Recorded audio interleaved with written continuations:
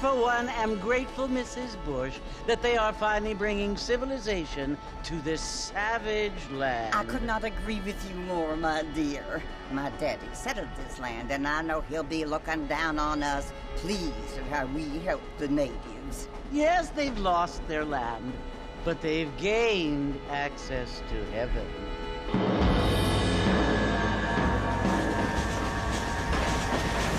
But Father, do you mean unless an innocent receives communion, they're destined to go to hell? That hardly seems fair. What I mean to say, Jenny, is that there is a great deal of difference between an innocent and a savage. I never thought of it that way. Yes, they lived like animals, but they're happier now.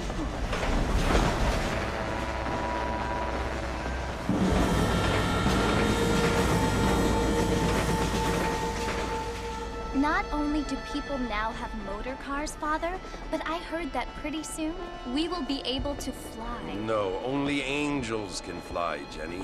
No, apparently people can fly. Didn't you hear? Out in Kansas, a man even got a car to fly. I hardly think so, Jenny.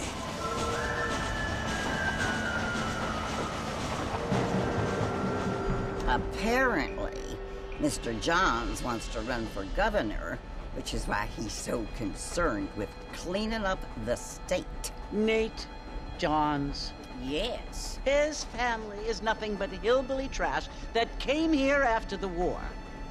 I don't want to be judgmental, but this state should not be ruled by such a disgusting family. A family without class.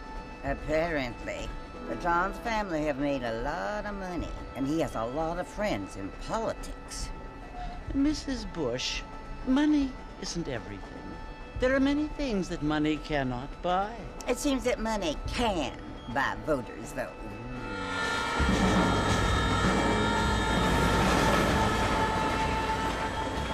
What you must remember, my dear, is that we have been brought here to spread the word. And the word and civilization, they are the same thing. They are the gifts. It is the opportunity we have, the chance to live among people who are decent and who do not kill each other. And who let you worship in peace. It's so confusing, Father. Sometimes I find it impossible to make the distinction between a loving act and a hateful one. I mean, they often seem to be the same thing. Yes, Jenny, it is confusing. But you only have to ask me if you need help. Indeed. Well, here we are, Mrs. Bush. Armadillo.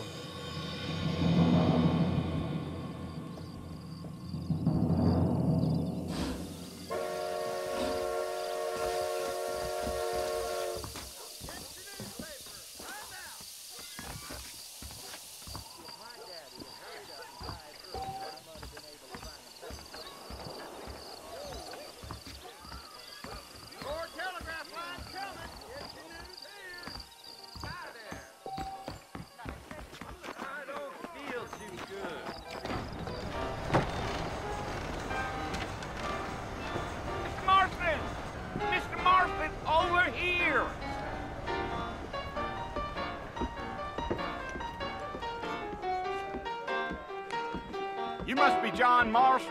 Sometimes. I'm Jake. Your friends from Blackwater hired me to guide you. They ain't my friends, but pleased to meet you, Jake. I got the horses saddled up and ready out front.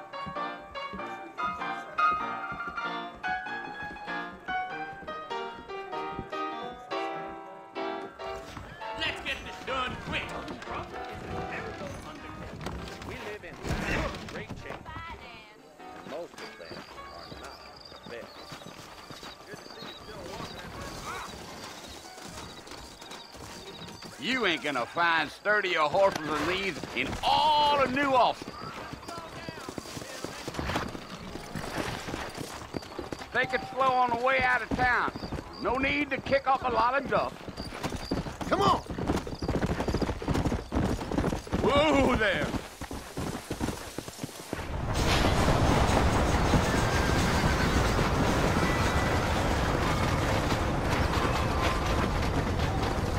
So it's Fort Mercy you want to visit? That's right. Ain't taking nobody up to the fort in a long time.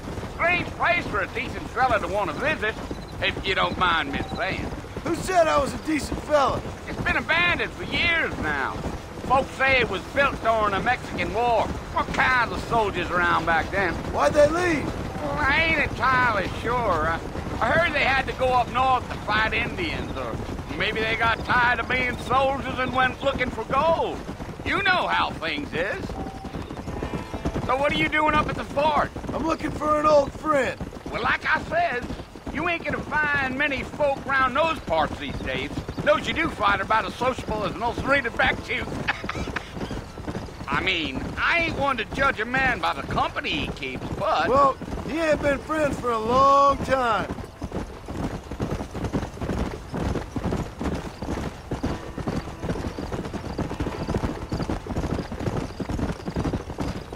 Are you planning on spending any time in Armadillo, Mr. Marston? I doubt it. I ain't planning on staying very long. Well, if you're fixing for some female company, you can do a lot worse than Armadillo. Fine as cream gravy they are. Not like Thieves' Landing. Dang, those girls ain't even fit for a drinking man to hole up with. I'm a married man, I'm afraid. Ain't we all?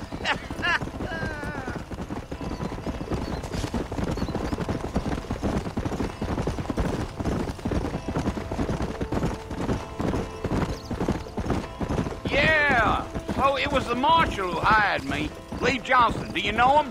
I think I heard his name. Says he got a telegram from some Blackwater big bugs asking for a guide. I guess it's none of my business. That's right.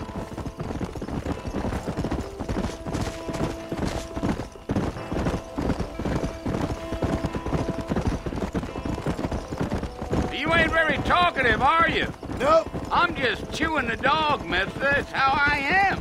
I don't mean nothing by it. Trust me. There's things you're better off not knowing.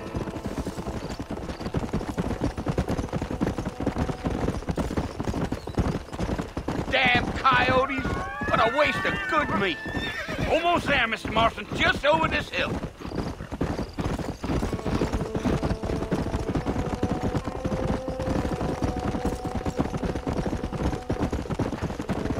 Slow down. Listen, mister. This here is what's left of Fort Mercer. Some gang rode in and took the place over. So I understand. This is where we part ways, friend. You have yourself a good time.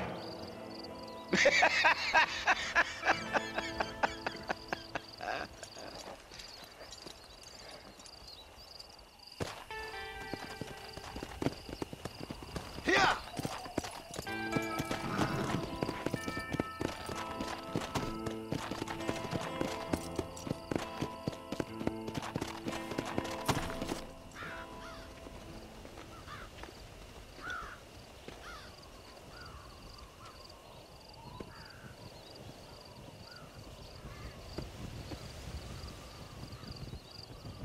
Bill! Bill, I've come for you! Bill Williamson! Come out here right now! Go away now, John. Don't make me kill you. Nobody needs to kill anyone, Bill. You must think I was born yesterday. You always did think I was an idiot. That ain't fair, Bill. You were as my brother. I've come to try to save you. Oh. Do I look like I need saving? Bill, please. They want to kill us all. I can help you. Well, you never tried to save me before. You only seemed to save yourself. Bill, I implore you think about this.